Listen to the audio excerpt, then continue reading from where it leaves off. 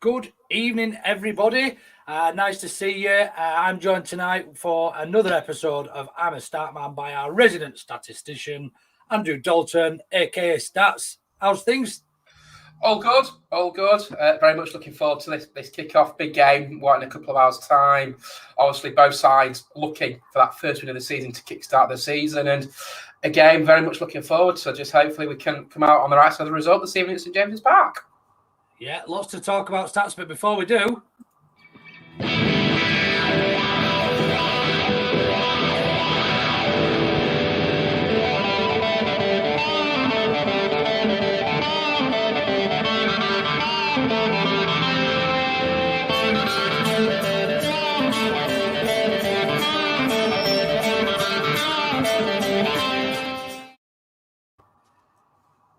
Hello, mate. Yeah, so we've obviously got quite a little bit to get through tonight. We'd usually do this hopefully on a Saturday morning. It's not very often that leads do go on a Friday evening, but here we are. So preparation for the big one at St James's, Newcastle. Fantastic night out. What a great day those we're going to be having up there tonight. Yeah. Let's have a bit of. I mean, first of all, I know we tend to, or usually have a bit of a sort of a softener about the match. We've obviously gone into that through quite some detail this week with Jimmy the ref and we had Brad and Cook and Pod, and all the talking points were relatively similar. But I mean, all in all, Stats, we were just outclassed, weren't we, on the day? Yeah, I think when you come against sides like Man United and Liverpool, Lou, yours are going to find it difficult. I know we got a draw against them last season up at Ellen Road. I think it was a different game last season with all that happened with the European Super League and what have you.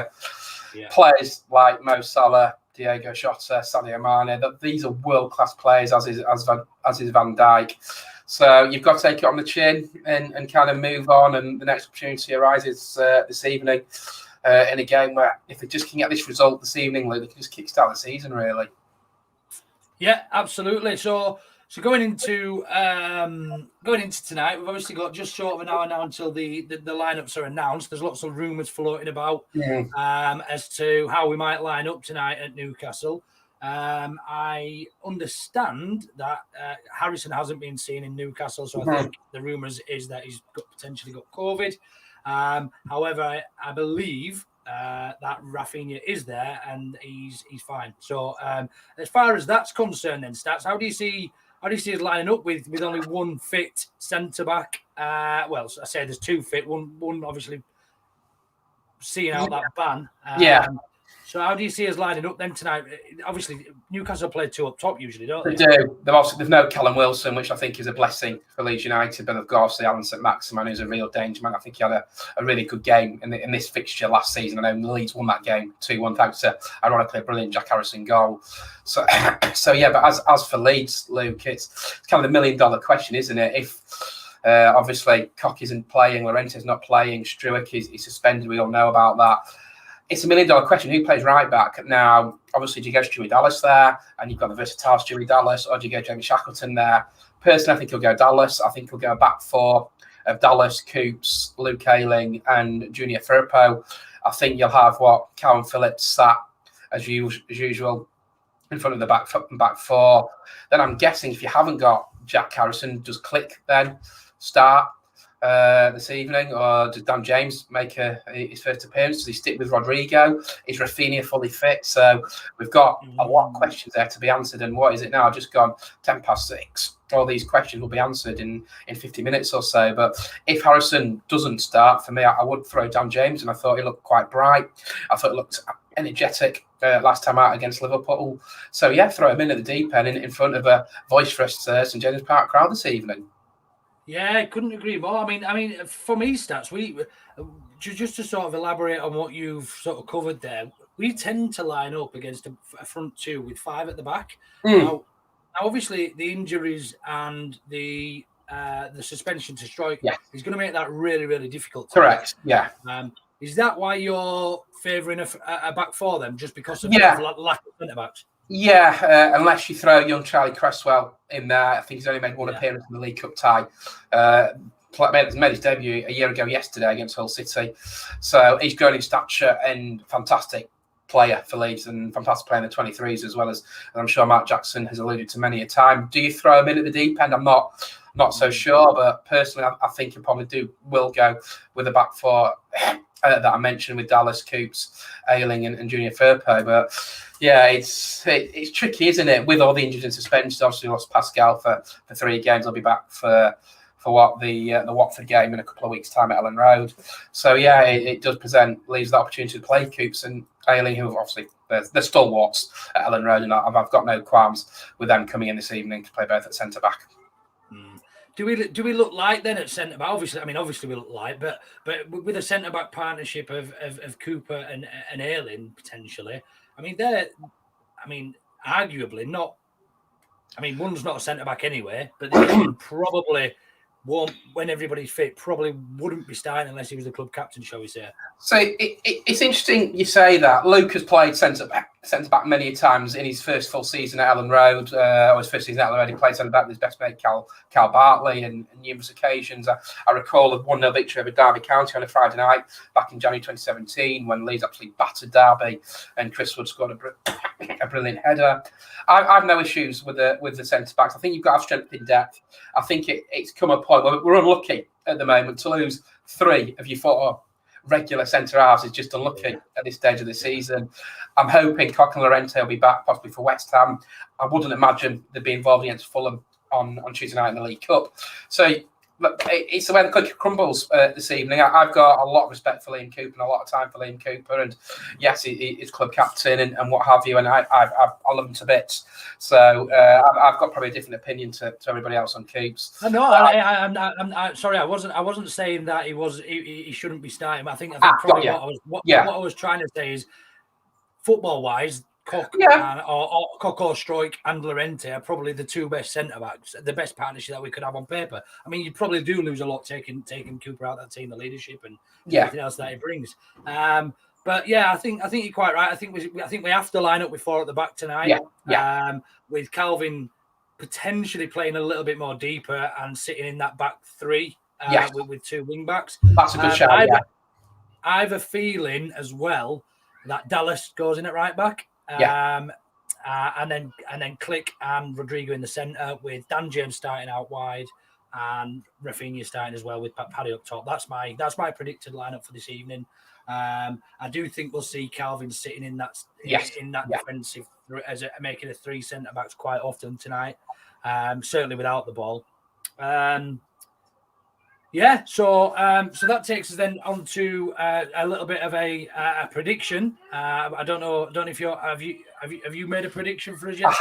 I have. I'm sticking by it. I made a prediction midweek, also before all the news broke that Strack would lost his ban, and obviously looking like Harrison is out with illness and not Sean Rafinha. I'm going for a Leeds win. I'm quietly confident tonight. I think the season gets going tonight. I think attacking wise, we've got a lot of players that can cause Newcastle a lot of damage. They're in a lot of disarray at the moment, Newcastle United. You read a lot of stories about players fighting on the training ground and what have you with assistant manager Graham Jones. Obviously, probably it's all conjecture, but obviously the truth is between. The fans aren't taking to Steve Bruce. He might be a Newcastle fan, but they've never really taken to his arrival. And it's just an opportunity tonight, Luke, for Leeds to go there and get a result and kickstart the season and just put a little bit of all this nervousness that you sometimes get a bit sort of on social media and what have you. That you can put that to bed and Leeds can really get going this evening. Yeah, I fancy Leeds strongly tonight. What are you going to give us? Give me a score. Newcastle 1, Leeds 2. I've gone for a 3-2. I think there's goals in it tonight, especially with the shakiness of the defence. I've gone for a 3-2 away win and us bringing home the bacon. Very good. I think it'll be an open game. It's going to be end to end. I think there's going to be lots of attacking football played. Both teams are relatively good attacking, lots of pace, and pretty poor defensively as the start of the season has shown. So I'm going for a 3-2 Leeds win. Just to touch upon the thing you mentioned about Newcastle and not liking Bruce. I understand that there's some form of protest going on up there tonight. And the Newcastle fans are basically protesting against Steve Bruce being their manager, I think. I think. That obviously stems from Mike Ashley, though, doesn't it? Of course it does. Mike Ashley doesn't want to spend money on somebody else coming in. He's all about he's making £3 if he can. Do you know what I mean? Yeah. Slashing your stocks, Sports Direct for £4. Are you kidding? Something like that. Yeah. Ever since Mike Ashley's been there, there's always been turmoil. Newcastle United. Obviously, it probably goes back to when Dennis Wise ironically left Leeds to go and play Football Manager up in Newcastle. I don't know what his role was, of director of football and Kevin Keegan and what have you. But yeah, for a club as big as Newcastle, Luke, they've had a couple of stays in the Championship. Okay, they won the league in 2010, the Championship, and they won it in 2016, 2017. But I don't know how you push on a team like Newcastle. I really don't know what the answer is. Do they spend money? They're a massive club, aren't they? They're the Leeds United of the North East. Of course they are. And they're in some ways very similar to us. They've had some bad owners and bad managers and whatever else. And that club, Newcastle, as much as we do, they deserved, massive stadium. They can fill that week in, week out. They've got that many fans. But they're not going to progress under Mike Ashley because he won't spend the money. And they're not going to progress under Steve Bruce. And while the two of those are there, they're not going to progress. But that club has got the makings and the fan base and the size and the stadium to be playing regular European football. Of course it has. And they should be getting regular European football. So I think you're quite right. How did he push on? They get rid of Ashley and Bruce, and that's the only way they will push on. And I think that's why the Newcastle fans are protesting up there this weekend, certainly tonight. And I've seen something else as well, which was quite a nice touch, that the Newcastle fans were talking about lighting up their phones in the 11th minute. Asking Leeds fans to do the same in memory of obviously Gary Speed. So let's hope to see that on the telly as well. But right then, I think we better move on. I'm a Statman. This is your part of the show, Stats. You take it away. You give everybody who's watching the best, biggest, dirtiest stats you've got. Well, one of them looked to have been ruined because I didn't know when I tweeted this earlier about Jack Harrison that had he scored tonight, he'd been the first Leeds United player since Don Revie in October 1960 to score in 3 consecutive games against Newcastle. So, unfortunately, it looks like that one is going to be put to bed. We're looking to make it last season as well. He got the goal did. of the season, didn't it? Both 2 goals. Bamford got the goal of the season, didn't it? He did 2 goals against Newcastle. One of the top corner in the last minute, Ellen Road, and a great little finish in the bottom right-hand corner of St James's Park. So it looks like that one's going to be put to bed. Unfortunately, we will find out the team news in about 40 minutes' time.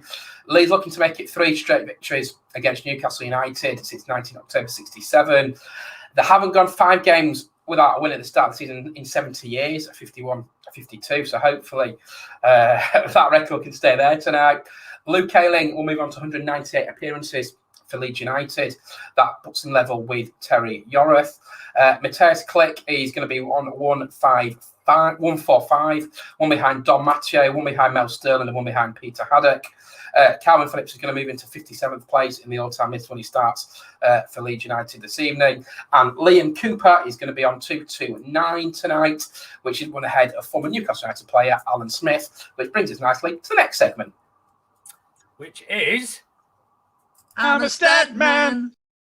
I'm going to use that, which is who played what. Now, if anybody's watching who wants to join in on this, you're more than welcome to type some comments in. But how we usually do it is, last season I used to test stats and just say 5 or 10 players. Now we've made it into a little bit of a competition that he wins every week.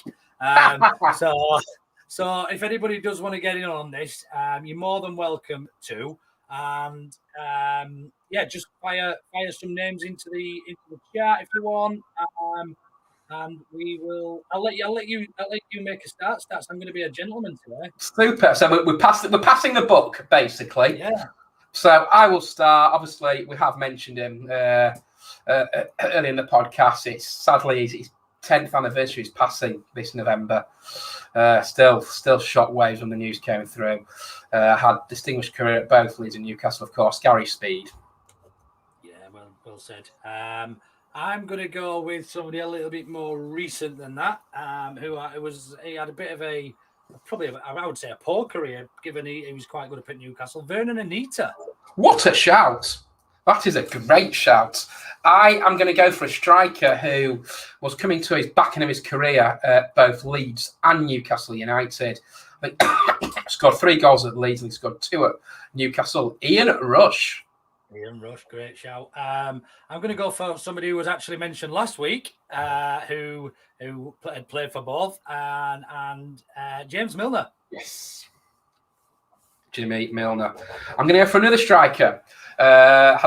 Had a brilliant breakthrough season at Ellen Road in 99-2000. I think he scored 20-odd goals or 23 goals off the top of my head. Got injured in Turkey against Besiktas, unfortunately. Was never quite the same player. Went on to Newcastle in I think, January 2004. Michael Bridges. Great shout. And I'm going to go for another striker of the Australian variety who played for both. I think he probably played a similar amount of games for both clubs, if I remember rightly. Yes. And I'm going to go for Mark Viduka. Yeah, had the unfortunate stat of being relegated with both Leeds and Newcastle, amazingly. And another player who went through that, we mentioned very previously, favourite son of Rothwell, went up to Newcastle and obviously got relegated with them. I think had spells at Notts County as well. Alan Smith. Great shout. And I'm going to name arguably my favourite. It's between this man and Yeboah for my favourite player ever. And Yeboah simply because he was explosive, but this man because he wore his heart on his sleeve and he was Leeds through and through. David Batty. Love him, legend. Just very quick before I move on, a little story about David Batty. When I was 9 years old, I got his name on the back of my shirt, the old Thistle Hotel shirt. Got his name, went to the club shop. My mum bought him as a little present. Day later, come home from school, switch teletext on, Batty joins Blackburn. Thanks. Nightmare. The day after, do you know what? I've never got a player's name on my shirt after that. It's haunted me for nearly 30 years. So I've never done that. Anyway, we digress. We move on to a central defender who probably should never have been allowed to leave Leeds. It was probably the end of the era from the team that David O'Leary had to Terry Venables. It was start of the demise, really. I remember I had tears in my eyes when he left for Newcastle United. Jonathan Woodgate. Great shout. What a class centre-back he was. Oh, brilliant. Again, if he was injury-free, probably would have gone on. I mean, he had a nightmare debut, didn't he, over at Real Madrid? When he did. I think he scored an own goal and got sent off. That's right. Yeah, that's right. But he could have probably been. I mean, him and Rio were as much fantastic. as we hate him. You know what I mean? Great centre-backs. I can't remember if we mentioned this one, but another favourite of mine, and if we've said him, please do tell me. Another favourite of mine, box-to-box midfielder. Yeah, I know it's coming. Just literal workhorse. I always used to chip in with a goal. Lee Bowyer. Correct. Brilliant. Another favourite. Champions League days, Luke. Unbelievable. Yeah. Absolutely incredible. But being caught in the morning, and then I think he scored against Hull City. Just unbelievable. I'm going to go for a bit further back. Now I'm going for another centre half. I think they called him 50p head under Simon Grayson. Scored against Hull City. Scored a couple of other goals. Started his career, I think, at Bradford City. Harrogate born. Andy O'Brien. Great shout. He was good for us, wasn't he? He was good on loan, and then we bought him, and it went a little bit wrong. Shall we say? Yeah. I'm struggling a bit now. Did Naylor play for Newcastle? He didn't, did he? He didn't. No. No. There was another centre back around that time, and you're right. You are right. It wasn't Huntington, was it? It was Paul Huntington. Yeah, I'm going to go with him then. I'm starting to sweat a bit now. You can see I'm running out of options. We've named all the obvious. Another player from that 2007-8 era, actually bought him in January 2007, scored a couple of free kicks back-to-back at home to West Brom and away at Hull City, captained the side at the start of the 07-08 season. Alan Thompson. Right. I'm running low on fuel and energy. I think I might be out, Stats. I'm